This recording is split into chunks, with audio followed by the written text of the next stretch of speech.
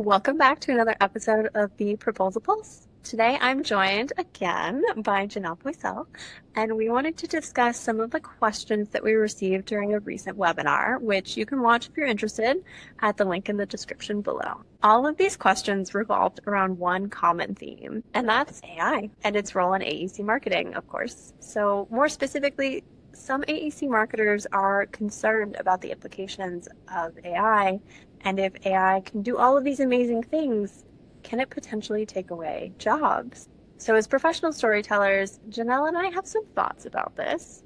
Janelle, can you kick us off with a little bit of background on why you're so passionate about this? And then I'll share my thoughts as well, and we can get into some of the questions from the webinar. Yeah, definitely. So thanks so much for having me, Rochelle. A longtime fan of Rochelle. We've built a lot of content together over the last few years, and we always have a ton of fun. For me, AI is really close to my heart because when it comes to content, that's a big question, right? Like, what are we disclosing with AI? What are we using AI for? And there was a big fear when AI initially came out. And I'm talking in 2015, we were having this discussion on, is AI going to take away writer jobs? A lot of creatives are really scared. Is this going to take away my job? I initially fought back against AI and was really worried and concerned. And AI was in its infancy and it was not great, especially in like 2015, 2016. It's come a long way now and it's definitely improved. It can learn a lot. It can adopt tone and things like that, which is great, but again, can be scary. And now I've completely flipped my perspective because I've realized this is the future and everyone's using this. I don't want to be the one person who's digging my heels in and refusing to adapt and grow, because that's, I think, a broader issue, like across multiple industries, is when you have someone who's so set in their ways, they won't adapt and grow to new things. So now I love to treat AI like my little intern. I offload very basic tasks to it. I use it to help generate ideas. In general, I love it for basic brainstorming. I love it for new idea generation and different ways you can take things. Even when I was preparing for this episode today with Rochelle, I asked it like, hey, I'm thinking of this quote. Where did this come from? And then I still double check, but it's nice to have something that can do a little bit of extra legwork for you. And that's kind of how I view AI. For sure. I agree with all of that. I'm maybe in the industry way behind the eight ball on AI, or I was. Didn't really hit my radar until like 2023 when OpenAI was like, hey, public, you can now play with ChatGPT. And I remember very vividly having this like crisis moment of, there goes my job. And thinking like, well, maybe I need to go back and like do engineering or something. And then remembered that like I'm really bad at math and I really don't like it. And so that would be a really terrible thing to do. So instead, I started playing with ChatGPT and the AI tools that were available, and I started to see what they could and couldn't do. And it was like, oh, okay, I'm still necessary. There's still things that this tool can't do, and it needs a lot of direction from me to accomplish. And so now I use it in a very similar way. Like I soundboard constantly, or I'm like, I've got all of these ideas and things in my head and I just don't know how to articulate them. And so I just dump them in and it starts to try and organize them for me. And I can do the same thing and be like, oh no, that's not exactly what I was trying to say. Let's workshop that. And then I come out with like this polished way of communicating, which for me is an introvert and someone who struggles a little bit with on the spot communication. It really helps me prep for those moments. So it's become just this secret weapon for me that's just super, super helpful and valuable. So agree. Had that moment, freaked out, started playing with it, started using it, now use it daily for every aspect of my life, and realize like it has limitations the same way I do as a human. So we have to work together. Yeah, definitely agree. Awesome. So now that we're aligned, do you want to jump into some of these questions? I do. So this came from our recent fireside chat, which again, you can watch down in the description below. But here's the first question. Bear with us. It's a long one. We'll break it down. This anonymous question says, I'm hearing that AI is freeing AEC marketing professionals up to strategize. However, in many cases, this is more the job of business development leaders versus proposal creators. Won't the job of proposal creators who are designing and writing or fine-tuning content be taken away? What will there be left for those who are focused on developing the physical proposal once nearly the entire assemblage of the proposal will be handled by AI? And it continues, how many strategizers do companies really need between business development and the proposal marketing teams? So let's break this down. So first, Rochelle, will the proposal writing job be taken away by AI? I don't think so. I think that overarching like business development strategy and the actual like implementation proposal strategy are two separate things. Like they're two sides of the same coin, but what I'm doing within the proposal, within that physical document, quote unquote, physical document, I am taking that strategy from business development and hopefully I've had some say in it, and I'm translating it into the reader experience on the page. So no, I don't think that's going to go away. I think proposal creators, proposal managers, proposal writers have a lot of nuanced skills that are going to come to the surface that we just intuitively do now when we're like racing to get through things, but they're going to become even more prominent and even more important while we're working hand in hand with the other strategizers to really put our proposals together. I definitely agree. And we will talk about this later too, but we even asked ChatGPT, are you going to take away AEC marketers' jobs? So stay tuned because we will get AI's response from AI herself. But I totally agree. I really want proposal writers and AEC marketers to understand the value of their role, even if you feel sometimes like you aren't valued. Understand you're a storyteller at heart. And that is something AI cannot do because it doesn't have personal anecdotes to pull. It doesn't have those references that only live in the back of your brain.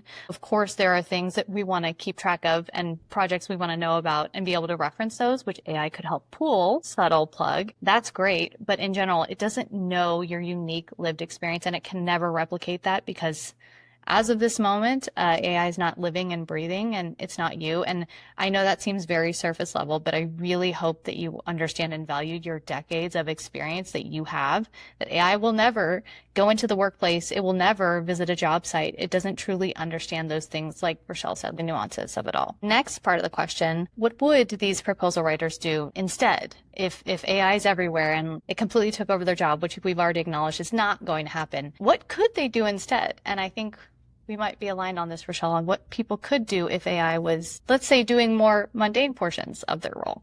I feel like this is not a proposal roles are going to disappear scenario. This is a proposal roles are going to transform scenario. And this is something we see every time we have a technological revolution, like throughout history. I'm going to take you like all the way back to like the Industrial Revolution or anything, but I do love history. That could be a whole separate, we'll just make a new podcast. Yeah.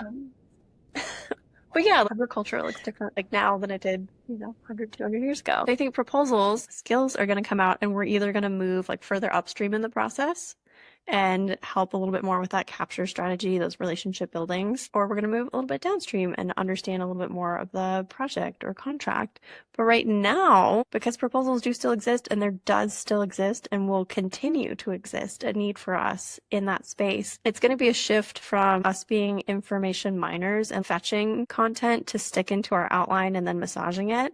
Like AI can help with the fetching, and that's where we become strategizers alongside the rest of the team. It's not like one person dictates the strategy of a proposal. We then get to say, okay, we have this to work with.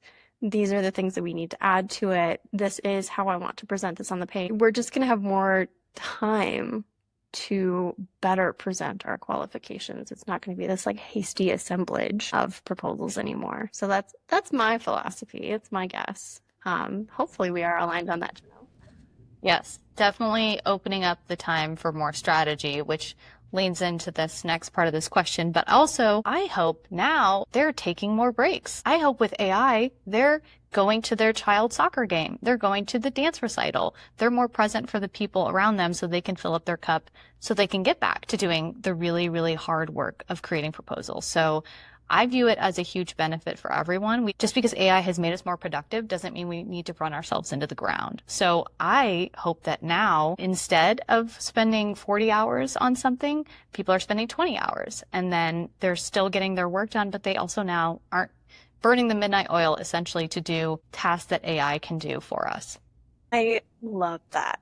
Absolutely love that. And when I first started talking about AI with firms, that was actually a question I asked was, if you get a 10% time savings back, what are you going to do for your staff? It was a little bit alarming how many people said they would reinvest that back into projects or proposals. But there was a hopeful amount of companies that were like, oh, we can return that for work-life balance and improving company culture. So agree. I feel like proposals has just become such a high functioning, actually everything, content, marketing, everyone is just ramped up so hard. If we could come back down, that would be amazing. Agreed. And this person concludes with asking, so how many strategizers do companies really need now? And I don't even know that that exact question can be responded to because, of course, every company is different. But in general, I don't think AI means reducing staff. But what is your take, Rochelle? I agree. My first thought was that every proposal is a different level of effort. I've been on multi-billion-dollar pursuits where we had 17 different marketing and business development and client relations people all working together to figure out our overarching strategy and then our section strategies and then her question strategies. And it was a lot. And then I do a bunch of everyday stuff, some on calls, whatever. That it's literally just like me and the PM being like, I think this is the solid way to go. Let's do this. And because you just don't know what you're going to throw at a proposal. You don't know what it's going to require today versus tomorrow. I agree. I don't think you can have a perfect number of strategizers. And I think strategy should not come from one person. Yeah, and what we'll hear from our friend ChatGPT later is AI is not great at strategy. So it understands that that's a weakness of itself, and that's something that only humans can do. And even in the future, there's limitations. So next question, our final question, which of course is multi-layered, is regular AI usage lessens the need for critical thinking. This is posed by someone. I'm not stating this as fact. I just want to make that disclaimer. Retrieving information in one's mind and developing writing skills in professionals. Is there an ethical responsibility of the company to ensure that they are still mentally challenging their team members and that their minds aren't being dumbed down, or is that solely personal responsibility to fight the mental effects of a company's push for AI usage? I hate when questions are like, is it this or this, and you don't agree with either part of the question. Rochelle, what is your take on this? I'm gonna age myself a little bit here, but when I was a kid, I literally had to go into the school library and look through the card catalog to pull things that I needed and write down what I had to go find and then go find those books. And then I would have like notebooks full of like me copying down what was in that book and pages of notes. And then I would go to the family computer because we had one of those. Man. And use those notes to start typing up a paper. I can now go into Perplexity or one of the deep research modes in an LLM and get that same amount of research in seconds. And I am absorbing it in the same way that I was when I was card cataloging. And it's because of the way I'm engaging with that content. And I'm never taking what is given to me as fact. I'm still going to all those sources. I'm still reading the full context if it's something I need to dig deeper into. So I apologize to the asker of this question, but I would challenge the assertion that AI is taking away critical thinking skills. I think that is a separate skill that you should be applying universally in your life. And if you're not applying it to your Google searches or how you read the news or how you engage with the world, then you're not going to apply it to AI. But I don't think using AI is lessening that as a skill. I think they're separate things. Is there an ethical responsibility to this? I think the company needs to provide you with the tools that you need to do your job. They need to provide you with training on the proper use of those tools. But I don't think it's a company's job to make sure you are mentally engaged. I would appreciate like some mental stimulation in my job, enjoying it, but I wouldn't put that on the company. And I don't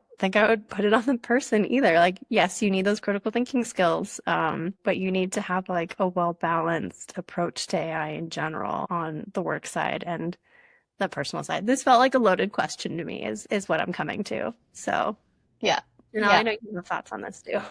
It's definitely a loaded question. I think the important thing to note is, first of all, to not look at the way technology has evolved and made our lives easier in some ways as laziness. There are, of course, people who will abused any technology, AI included. And that's why parameters have to be set. It's important that compliance standards are followed and that your company has a procedure and policy for AI. I think that's really important and something you should consider. But I'm really big on, I don't want life to be harder for those that come after me. Just because my student loans are paid off and I worked really hard to do that doesn't mean I want you to suffer through student loans. To me, that's like the mantra I try to carry through life. So if AI can make your life easier, great.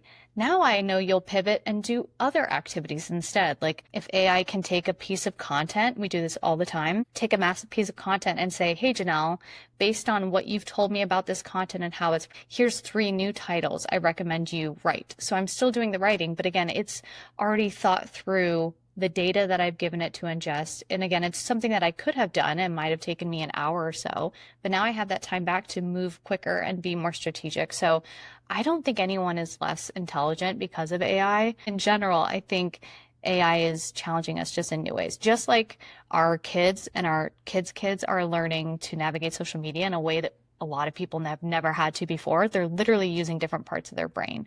So I think we're just adapting. I think it's evolution. And I think that's important. So I want to see people continue to evolve. I also want to see people read books. I think both things can happen at the same time, though. I don't think we have to give up our intelligence just to gain AI. Agreed. I don't think we need to villainize either the new technology or the individual using it or the company. Thank you for providing like a thought-provoking question. Like these are topics that need to be talked about. So I'm glad we're having the conversation. Well, and there's definitely people who feel that way and haven't asked the question aloud. So we appreciate the opportunity to add some spice. Excellent. Have we answered this question thoroughly? Can we get to what our buddy Now that our heart rate has come back down to normal. Yes, let's finish with something exciting, which is I did ask AI to let us know, are you going to replace AEC marketers? And immediately, which everything's immediate with ChatGPT, it responded and said, no. Here's the 4 biggest reasons why. AI can replace tasks, not strategy. It can draft first pass content faster than a human. However, it cannot replace your judgment, strategy, or understanding that wins projects. And I love that. Second, it said AEC marketing requires relationships and storytelling. Huge plug to our friend Janky De Palma, who really emphasizes this as well, the importance of building relationships, which I love my ChatGPT instance, but we are not necessarily friends. I'm going to say that quietly because you never know. But building those relationships is still something only humans can do. Building trust with technical staff, crafting narratives that align with your firm's unique strengths, and tailoring messaging for clients are deeply human skills that AI cannot replicate. Third, AI is a tool, not a replacement. The firms that thrive will be those where marketers use AI to handle repetitive tasks. Insert shred AI here, so they can focus on higher value work. And finally, late adopters risk falling behind. Those who refuse to leverage AI may find themselves outpaced by competitors who can produce quality proposals and spend more time refining win themes and strategic relationships. The biggest one for me is that relationships with technical staff, because AEC marketers are constantly going head to head and struggling with that subject matter expert relationship. And if they think AI is going to do better at that than a person, you're gonna have a rude awakening. It took me bringing an engineer like Chais for a month before we became friends, and ChatGPT can't do that. AI can't do that. So take that. Can't buy Starbucks. You gotta learn their favorite candy, learn their favorite time of day for being productive. Exactly. Yeah. Have to talk to them about their favorite sports team or hobby. Yeah. It just takes time. It takes time. Like, yes, AI is going to change the way we work, but I don't believe it's eliminating positions. It's just forcing us to grow and change, which is uncomfortable, but it is forcing us to grow and evolve, and we need to grow and evolve with it. And then the quote, which I love your take on too, Rochelle, is from Seth Godin, who is a huge name in marketing. He's written a ton of books, and he said, the cost of being wrong is less than the cost of doing nothing. I feel like AEC firms should understand that quote better than many industries because of the whole revolution of BIM, building information modeling, and what happened to companies who chose not to adopt it and fell behind or disappeared versus the ones who went for it. And it paid off in that case. It was great. I think doing nothing because this is how we've always done it is always the wrong answer. And if that's your only reason, then I would encourage you to have a deeper conversation about why you're making this choice. Yeah.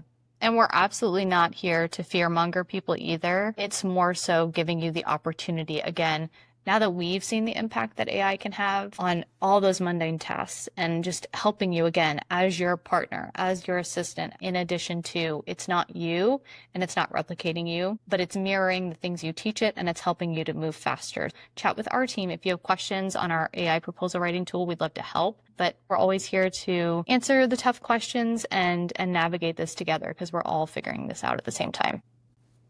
I think that's my favorite part of AI. We're all learning it together. Thanks for tuning in to another episode of the Proposal Pulse. You can find resources on AI and more on our website.